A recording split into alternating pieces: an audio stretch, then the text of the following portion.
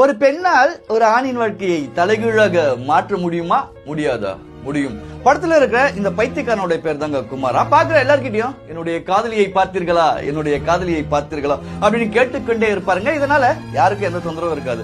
ஆனா பாக்குற எல்லாரும் இவரை பாவமா பார்ப்பாங்க.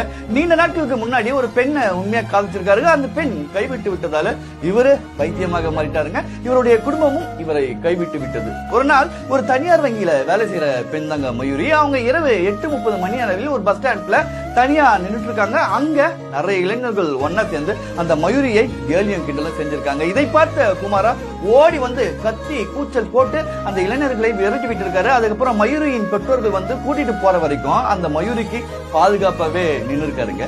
இந்த சம்பவத்திற்கு பிறகு மயூரிக்கு குமாரா மேல ஒரு பரிவு ஏற்பட்டது.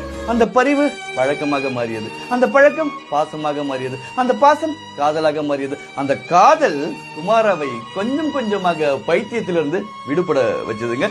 இப்போ குமாரா இலங்கையில் இருக்க மிகப்பெரிய தொழிலதிபர்களில் ஒருவர். மயூரி இல்லை என்றால் அவர் இன்னும் பைத்தியமாக தாங்க இருந்திருப்பார். ஒரு பெண்ணுடைய காதல் ஒரு பைத்தியத்தையே தொழிலதிபராக மாற்றுகிறது என்றால் உங்களுடைய காதல், உங்களுடைய அன்பு உங்களை நேசிக்கிறவங்க இல்ல நீங்க நேசிக்கிறவங்கள மாற்றி விடாதா என்ன?